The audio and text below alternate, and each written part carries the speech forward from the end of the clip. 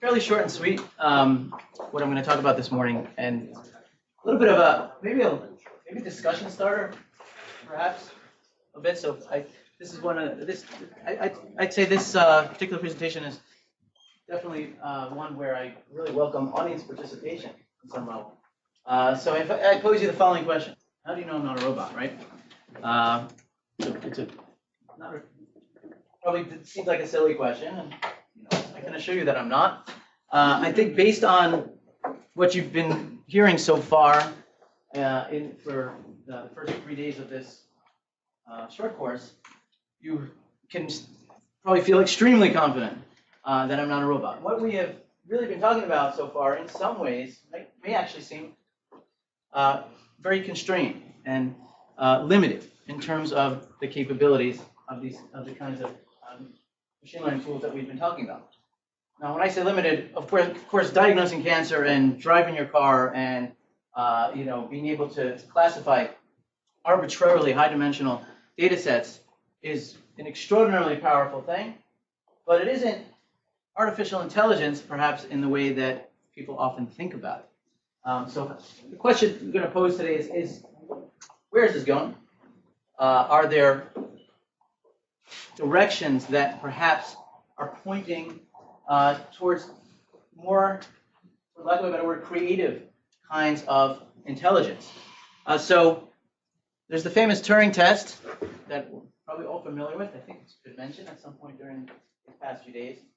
And so the Turing Test asks the question whether it's a simulation of an intelligence or an artificial intelligence can be discriminated from a real human.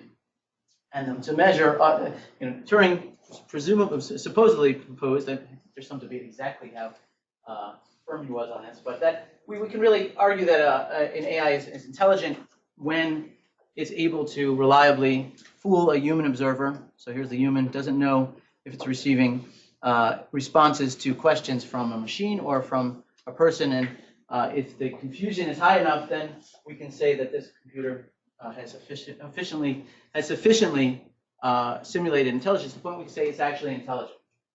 So the question is that a good measure? And if we get sufficient capabilities to simulate intelligence, is that actually intelligence? So perhaps some people have seen this. How many people have seen this particular demo? Okay, if you haven't, it's quite impressive. So this is a demonstration that was put on by Google of a high-end. Well, I'll get out of the way and let them talk.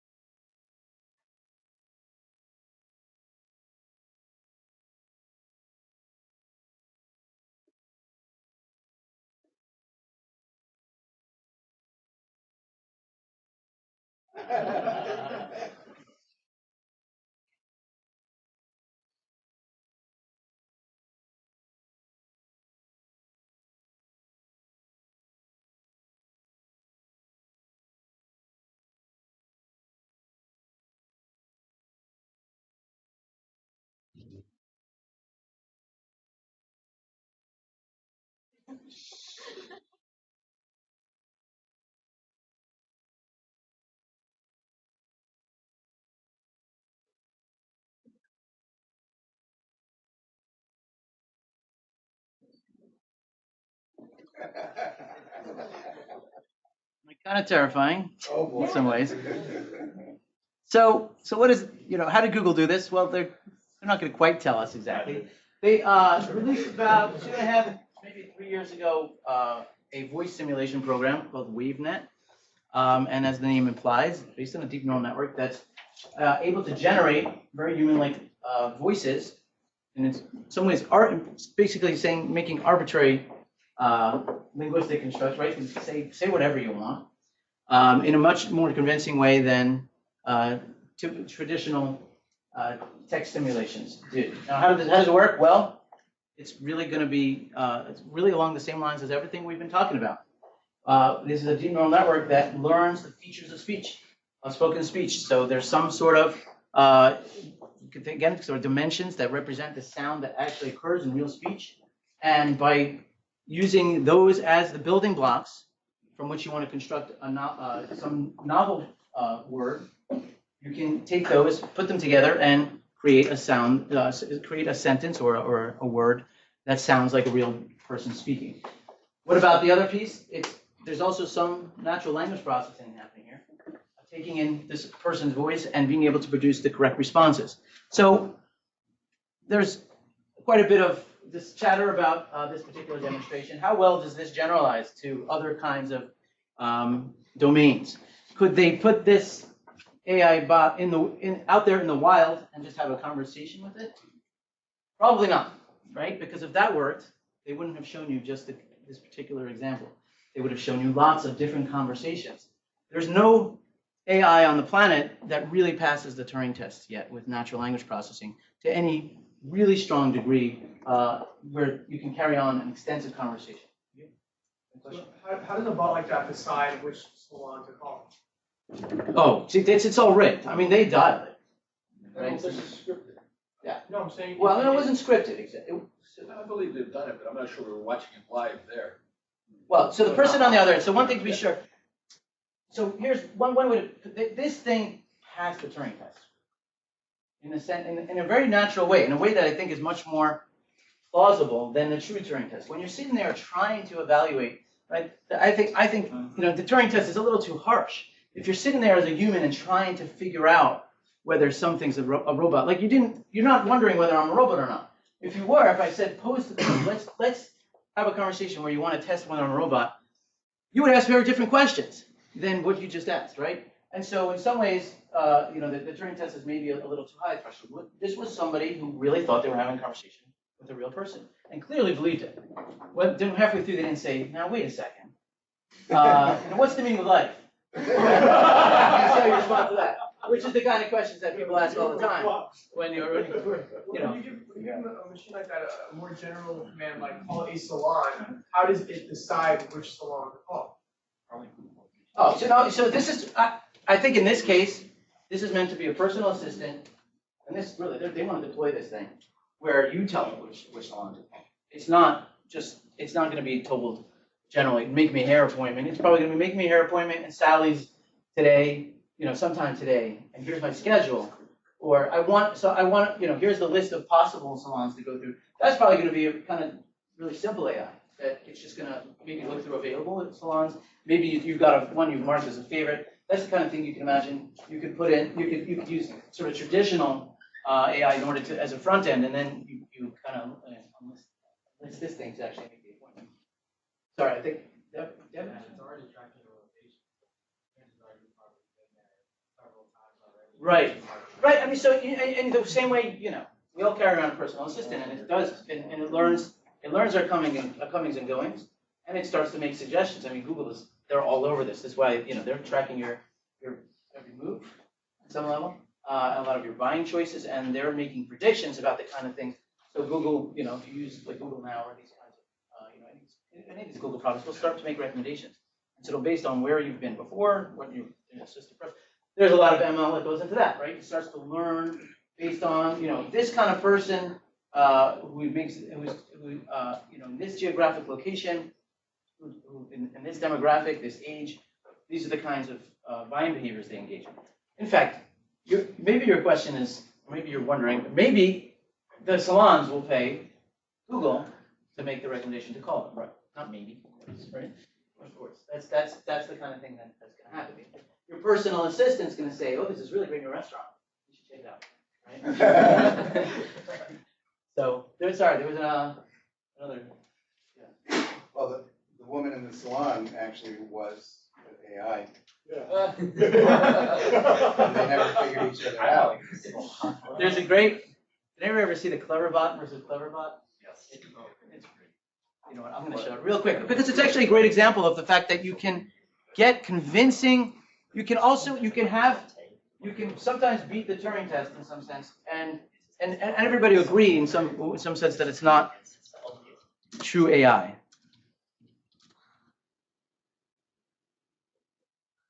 So, do people know about Cleverbot? People heard of Cleverbot's it's a chat bot. You can go online and you can chat with it, and you know it's nothing behind the curtain. It's a really actually very simple AI. And I'm not going to tell you exactly how it works if you don't know until after we watch this. Keep in mind, this is 7 years ago. Right. Which is why we should. And by the way, you know, we often like to joke. You know, it's sort of like BC, right? And you know, there's we base our timeline on certain events. Right, pre-diluvian or whatever your break point is, that where everything changed. So we pre-deep learning, right? We talked about that, pre-deep learning and post-deep learning. If you see a paper from 2011 or some result from 7 years ago, good chance it wasn't using deep learning, which means it's doing something different, and it's probably in some ways fundamentally different. Maybe I would say a lot more. It's going to be a trick. It's going to be a trick. So there's a trick here. Well, even if it looks convincing.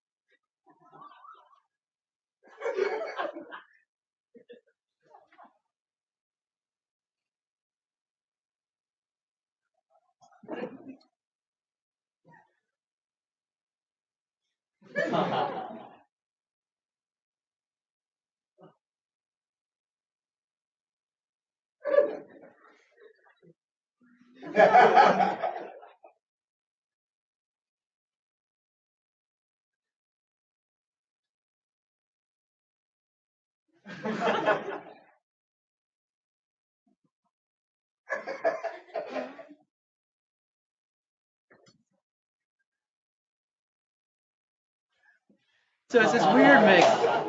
I think every time I watch it, it's great every time, and it doesn't get old. And I've watched this thing like 20 times at least.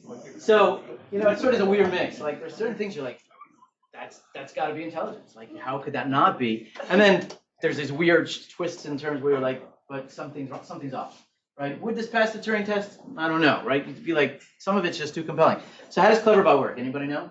So isn't the flaw of the Turing test that an intelligence would pass it, but because something passes it does not mean it's intelligence? Is that fair to say? So it's okay. So you're saying it's only works in one direction. Certainly, an intelligence should be able to pass it, but just because it's passed. This is Well, correlation. so that's I think that's one of the controversies surrounding the idea. I think the way it's generally being interpreted is that it is actually a metric that it is the definition. It's definition that if you can pass the Turing test, you are intelligent. That if a machine can do that, then by definition, that's the standard. Well, at the time it was invented, it was fair enough of a definition based on what was known, but even what's known now, it's apparent to me that something that is actually intelligent would pass it. But not the other way around. But I don't see the other way around. This is a correlation Well, and causation. So I think this this Cleverbot is kind of a pretty good example of something that might sometimes accidentally, if you're lucky, will pass it. But I think we can all agree that at least the AI behind it is incredibly not intelligent. So how does Cleverbot work? It's clever, right? It's right there in the name. It's a trick. It's a trick. What the AI is doing here is just what we often we call in the field, it's a glorified lookup table. What you've got here are a bunch of pairs, some pairings between inputs and outputs.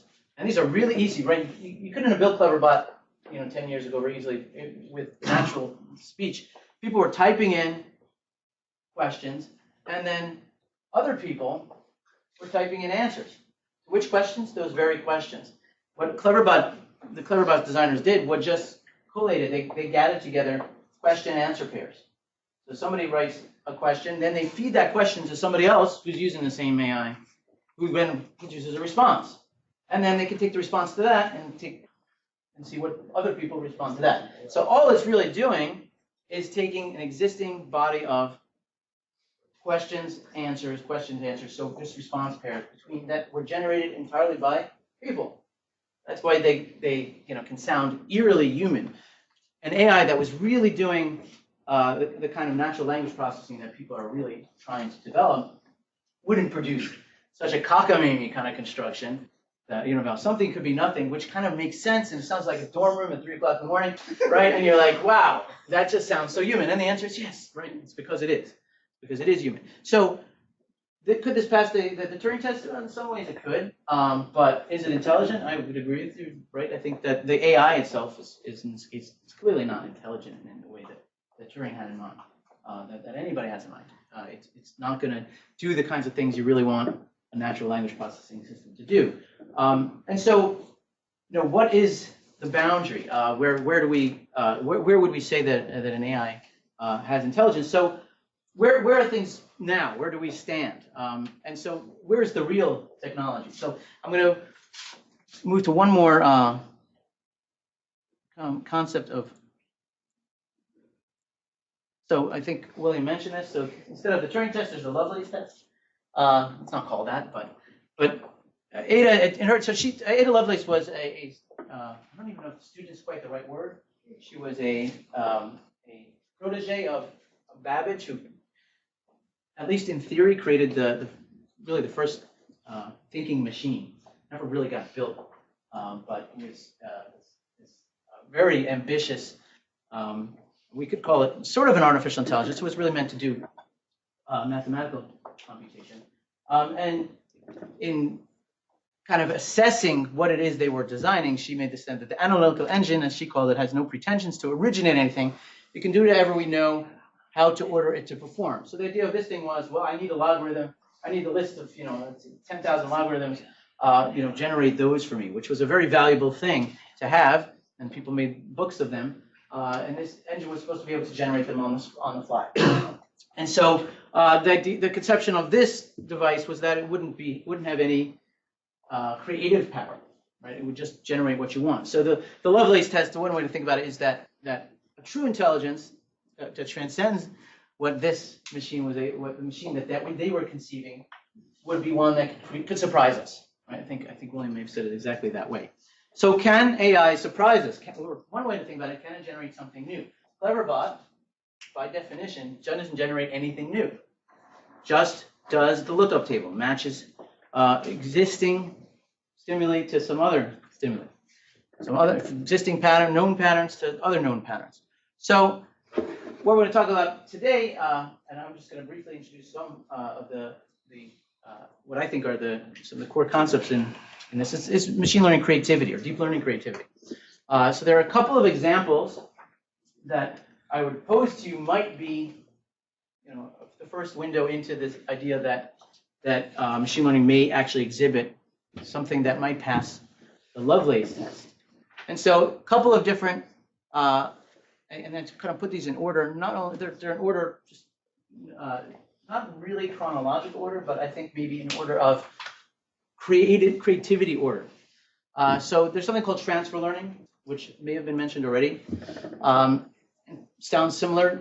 There's something else called style transfer, and then these generative networks. And generative networks, and William's going to talk about them in some depth, are kind of a big breakthrough. It's a very tremendous breakthrough because they are able to generate really compelling, novel outputs of real-world-like stimuli.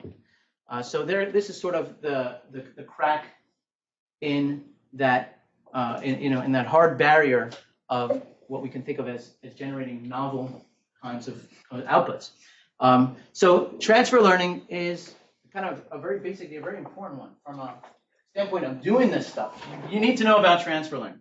Let's say you want to train your classifier to recognize different dog breeds, right? How might you go about that? Well, you could go and try to get as many images of different dogs as you can, and different breeds, and start from scratch and train up a network to learn how to classify those just from the images you've presented. However, it turns out that in many cases, you're better off not starting from scratch. So if we think about us, right? The best deep neural networks on the planet, I think we can take credit for that.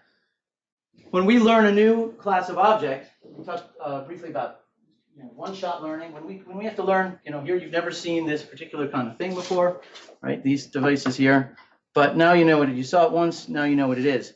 Well, how do we do that kind of one-shot learning? Well, one thing we know for sure is you don't start from scratch. If you had to start from scratch and you just saw one example, you would have nothing to work with. The dimensionality that you would have to work with, it's the space of possible images that this thing could take that I've just shown you is too large to be able to generalize to the next time you saw it. So instead, we start off with a big head start. Over the course of development, over our entire lives, we've already built up a very rich dimensional representation. We have the right dimensions in terms of our neurons and the features they represent to represent lots of different objects. We don't come in cold to this. We don't see this as just a bunch of pixels, right? Instead, we see it as an object which has volume, it has three-dimensional shape. All of this is, we can credit to the fact that we've already built this from objects that have similar kinds of structure. So what transfer learning, the idea of transfer learning is you don't start from scratch. What you want to do is you have a network that might have been trained already on some other classes. In fact, some popular pre-trained networks have been trained on very, very large databases of many tens of thousands, hundreds of thousands of objects. And so they've built up a very rich representation of what the world looks like, what kind of structures out there. Now that you encounter some new class, you can put that in that dimensional space, right? You can now place that point. Here's this object you've never seen before. It's not a bunch of pixels, right? This ridiculously high dimensional space where you don't know when something else is in proximity to it. It's very difficult to say that you're close together in that high dimensional space. But if you've got a more reasonable dimensional space, like the one that we use to encode lots of other objects, then that gives you a head start. And by the way, I should point out that we talked about unsupervised learning yesterday, and I think I mentioned that right now unsupervised learning is by far the most important area of research. And this is where most of the energy is going. What's the point of unsupervised learning, right? Well, who needs it? If you can do supervised learning to get your classifier to work, then unsupervised learning seems in some ways kind of pointless. Well, I think the answer is that ultimately unsupervised learning is going to give you the richest, most useful, generically useful kind of representational space in which to learn new things. So one-shot learning, for example, I think, and again, this is just me talking, but I would conjecture that the kind of ability that a young child, a 3 or 4-year-old child does to see one example of an object and another example of an object, you're never going to get that if all you've done is trained on a very limited number of certain classifications. Instead, what you need is to learn how to efficiently encode many, many, many different kinds of classes. And so that's probably where unsupervised learning eventually is really going to have its utility, is when you want to have a general purpose machine or a robot that's able to, or intelligence, let's just call it that, that's able to do things like one-shot learning. Well, you need to have the right representational space that can encounter a new object, but understand it relative to other features, the other objects you've seen before. And so this is transfer learning, and it's very useful to know about because obviously it can dramatically save you training time for starters. You don't have to start from scratch.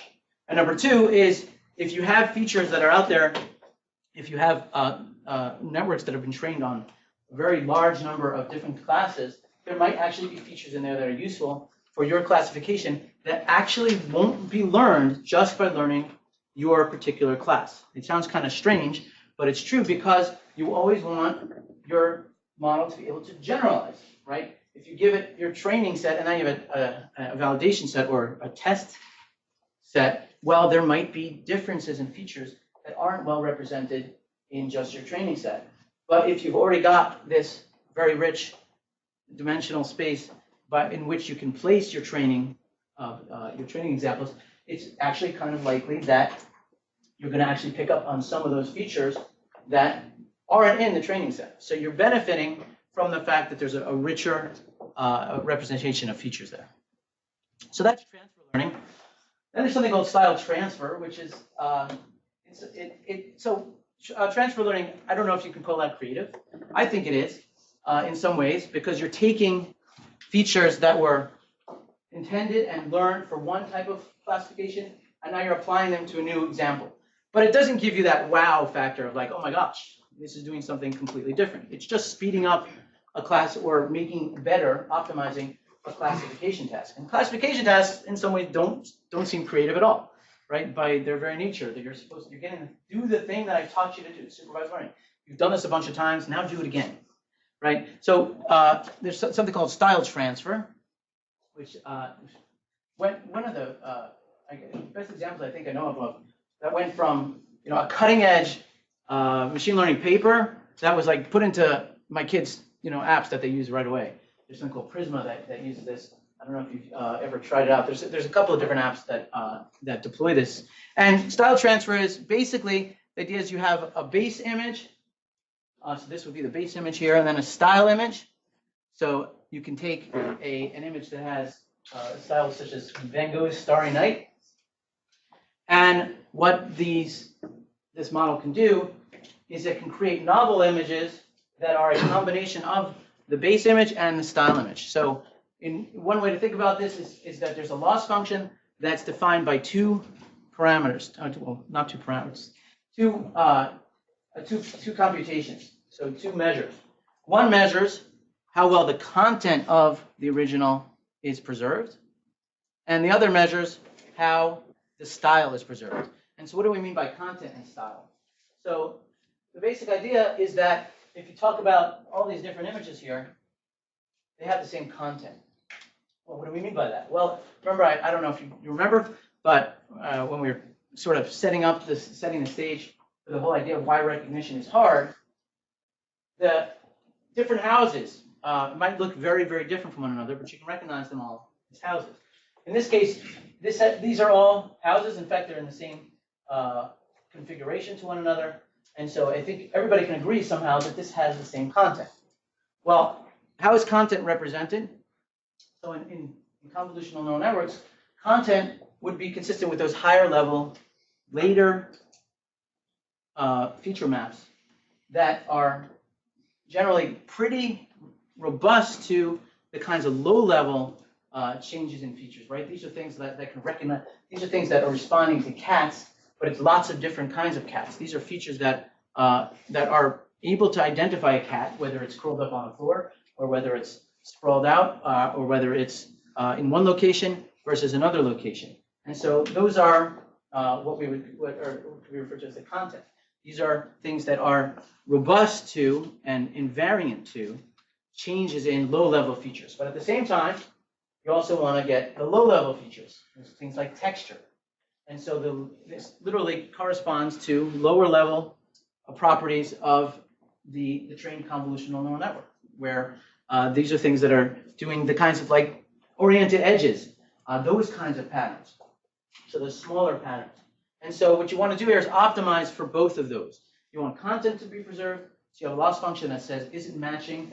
Is this output matching in terms of the basic content? And also, is it matching in terms of these lower level feature maps? And if you can sort of toggle these, you can say give more weight to, like here, I think you can see this one, the content is iffy, but the style is very, so they sort of put the gain very high on the style versus on the texture versus on the content. And you can these can sort of battle it out against one another based on what you want.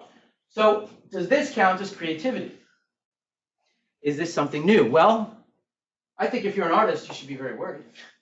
Right? Some of these are extraordinarily compelling. I mean, if you go through these examples that people have created of these kinds of style transfers, I find them, for all intents and purposes, they're just as compelling as any artwork I've seen, walking to an art show, down in Miami.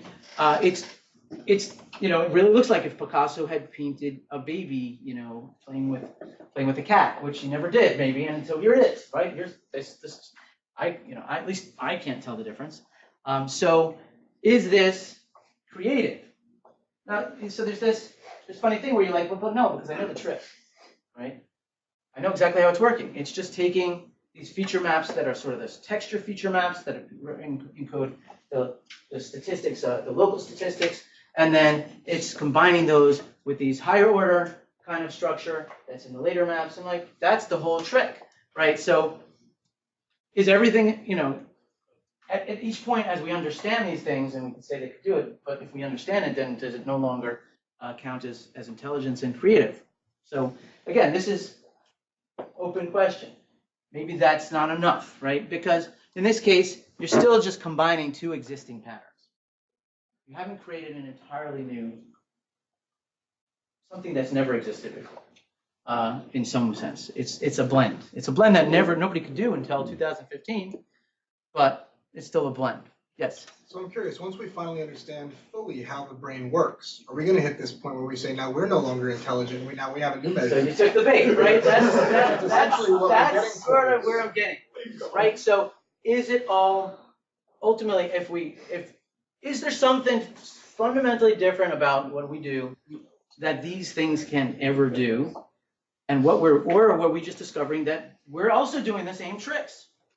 And when we even do natural language processing, eventually we're going to get to the point. So there have been dramatic advances. The fact that conversation could happen as well as it did is a dramatic breakthrough. Again, I don't think it'll impress you if you had a conversation with this thing about some other topic, but natural language processing is really starting to move along. And if you know the topic and you study it, you'll see you can understand it. There's not magic behind it. It's using, it's turning language into these vectors, and it's treating it in some ways similar to the way we would treat images, and it's learning these kinds of higher level statistics amongst different word pairs. And so you're like, well, then it doesn't understand. It's not language, but is it or not? How are you so sure? Does anybody know how human language works? Anybody in the room? No, right? And the answer is no. Nobody knows how human language works. Maybe we're going to end up being in a very similar spot. So that's kind of the point. And I'm not taking a position per se, but I'm putting the question out there: is whether we just keep going in this direction and get there? Is sort of the question that a lot of people are asking. Is artificial general intelligence just a matter of time, number of layers, processing power, and data? Most importantly, data. Right? If you can give an artificial intelligence all of the kind of inputs that a human gets, and more, far more, right? No baby can experience, the hundreds of millions of images that an AI can go through, including or medical data or speech data, right? Google's got all this, right? Google's got this deep mind. What's deep? That's deep mind, one mind, right? What's it doing?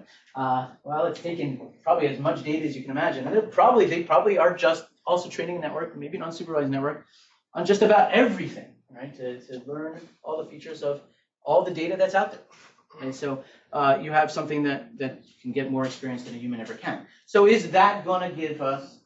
Is that going to lead to true intelligence? So open question, right? Depends who you ask. They're the alarmists who say yes and it's going to be terrible. Then there are the futurists who say yes and it's going to be awesome. And then there's the skeptics who say no, there's other pieces to this puzzle that really we don't have insight into yet. Yeah. I'm a very, this is pretty interesting. I'm a very stupid person. How do I know I'm stupid? How do you? Perhaps you're wrong. Depends what you're How do you know? How do you self-assess? I don't know. How do you assess your own intelligence? Right? You crowdsource it, right? So you assess how other people assess your intelligence, and that's probably how you find out. So when the world decides that something's intelligent, at that point, I think we could say that's the test. And so I can't speak for everybody else, but I don't think you're. Yeah. Well, it's like the cutoff between is this creative or not creative is kind of a moving boundary, right? I mean, here you've shown you can make something look Jackson Pollock-esque or by manipulating elements in various combinations, you can generate something that looks very much like what we would have naturally judged as a creative output. Right. But then, because we know the trick, like you said, we know it's not a truly creative output. Right. But you can move your threshold of what on and on and on, and up to some point, maybe.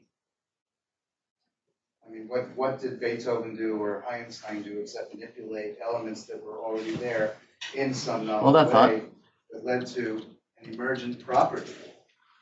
An emergent property that would be very difficult to predict. This is deep Bach. Yeah. Yeah, I've seen this. Right. So music experts, about chance. But again, isn't this just style? This is similar to style transfer. It's a little bit different, but what was Bach if not a Bach simulator? Right. Right. Before I forget, regarding the Turing Test idea. Yeah. So I have, before you leave, I have an example, I think, of a creature that would fail the Turing Test, but we would all probably agree was intelligent. Data on Star Trek.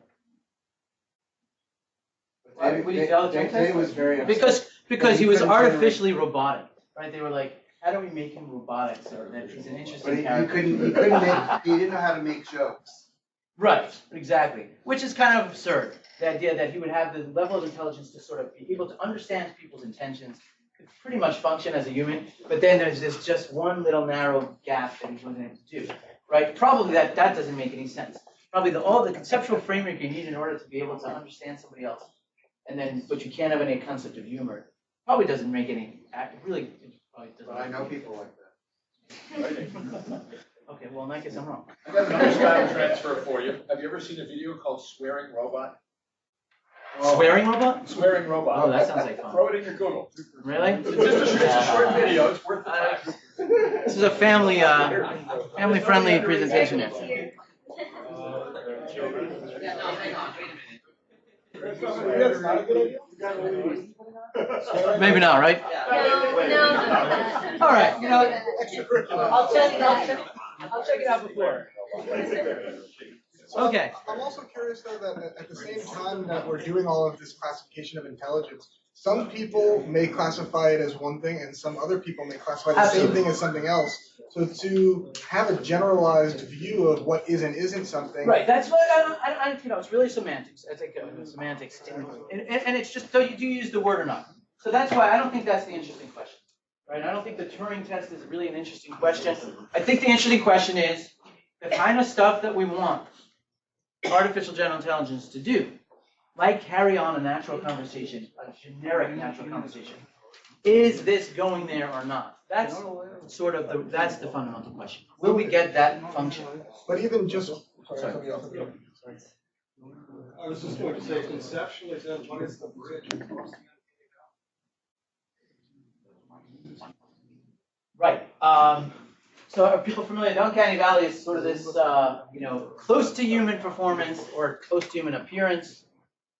That's so close that what it really, I think, this is somewhat speculative, but your brain kind of believes it at one point that you're dealing with something that's human, but then there's something wrong with that human. Right? There's nothing. A robot we're okay with robots. They can be, that doesn't freak us out. What does tend to freak out people is abnormal humans. And so the uncanny valley happens when something is so close to human that you kind of conceptually believe that it's human, but then there's something off about it. And there's always something off. And if you look at almost all simulations, certainly it's like humanoid-like robots, there's just something not right, and it becomes disturbing. So I think that's really kind of the question. Do we get arbitrarily close, but then there's always going to be that thing that's going to be discriminative, and there's some other kind of technological advance, some conceptual advance that we need in order to get there, or do we just get uncannier and uncannier, right? Does it get creepier or less creepy? That's one way to think about it. Yeah. There was an experience, and I think this must be about 4 or 5 years ago. The guys at Pixar that were doing these photorealistic animations with computer-generated people. They ramped it up to the point that they were so realistic they were unnerve-violent. Exactly. And people became uncomfortable with them, and then they started to talk about it, and they didn't realize that almost everybody that was working on the project Everybody else was very uncomfortable with it. So they dialed back the realism back for. Well, yeah, and if you notice that's kind of happened in animation. That's where this is going. Yeah, things were going sort of towards complete realism, and in CGI, when they're embedded, your explosions or your buildings, that's all cool. But as far as your animated characters, I think the trend has been away from hyper-realism, because when you get a little too close, then you get into that uncanny valley. We'll get the same thing with the stuff we're talking about. Exactly. And is the same going to be true for a conversational partner, right? So I don't know. I feel like that Google demonstration blew right by the uncanny valley, and not only because the person didn't know, even if you know that that's an AI, I think you might not experience that. Right? They put all the glitches in that people have, and she says, And that's the other question, right? How long should the sprint have? Yeah, I think originally it was about 20 minutes. Or something like that. Right, Yeah. right, but is it a moving target? Is it one where I want to have a conversation? Is it a 30-second phone call? Right. So I think the answer is definitely going to be both. And people want, the robot, AI therapy is a thing already, and it's advancing. It's nothing as good as the examples I've seen are actually very primitive, but people still like it. So imagine if it was a very compelling experience, you could tell everything to, and then you didn't have to worry if it was judging you, and you didn't have to, it was cheap. And that's the flip side as well, because if the benefit outweighs the treatment factor, it will still be Right. But people have raised, there's ethical questions, literally in this demonstration. Yes. Right? Was this right? So they were using this person as sort of a guinea pig, the real person in the conversation. They probably had to get a release After, sure. But they deceived this person, right? And in a way that was. Think about spam, right? In the next 10 years, you're going to get phone calls, from your family. And they're going to say, I'm here and I'm stuck and I need you to send me $100. Right? And they're going to know who you are, where you are. They're going to know you're at work. They're going to know what your schedule is. They're going to know the schedule of the person they're impostering. They're going to know background about their impostering. You're going to be like, oh, sorry, I can't make it. I'm running 15 minutes late for lunch. Can you go ahead and call me in the gate? Yep. Just so you know, by the way, why I hang out with this guy, he's been predicting that for like 3 years. He's like, it's not going to be about the phishing. It's going to be, I'm talking about William here, said, it's going to be some AI that calls you up and says, and I'm like, maybe like in 10, 20 years. And then this thing came out. It's here. It's here already. It's here. Right? If they could simulate your voice, how could you like do the possibly style transfer, add that and style transfer, do audio style transfer. Now it sounds like that person and it's as smart as that agent. So you're going to have to start the day with a code word that, this is going to be our code word. But meanwhile, you've got your phone on. You might have And something it's listening to everything you're saying. You're going to have your own personal cryptocurrency, and if someone wants to communicate with you, they have to spend one of their tokens, right? And then bots don't have any of these crypto tokens, so they can't communicate with you. So we'll need the deep learning to Yeah. My question is, what's protecting me from some bot mimicking my voice? Nothing. Yeah, your phone could be sampling it right now. You have something like There's a show on HBO right now where these robots record people's behavior so much that they're able to perfectly mimic a person and their personality. Is there any procedures that, I don't know, Google, but I don't think Google's evil, but there could be evil. Well, they took away their not be evil motto. You know, they removed the motto. Evil, but I'm just saying there could be an evil company. What's stopping them from just recording I everything? think there's a lot of evidence now that apps like Facebook Messenger are running the microphone. Right? There's a lot of evidence. People have way too many sort of stories about they're talking about something and then ads pop up and you're like, how and why. Well, no, you're gonna have a bot built into your phone, which the bot filter that filters out the data on the other Exactly. We need an side. artificial immune You system. can't have a dumb phone. Right, so immune system's almost more important than your brain, right? You can go brain dead trying to keep you alive. Without your immune system, you'll be dead by the afternoon, right? So it's really important. So I think we need to start thinking about having artificial immune systems that work together with these artificial. Yeah, to borrow a phrase from a different organization, maybe the only way to stop somebody with bad AI is with good AI, right? So we need you guys. We need people who are concerned about the greater good to have an understanding of the potential of these tools for misuse, so that we can think about ways to potentially prevent it.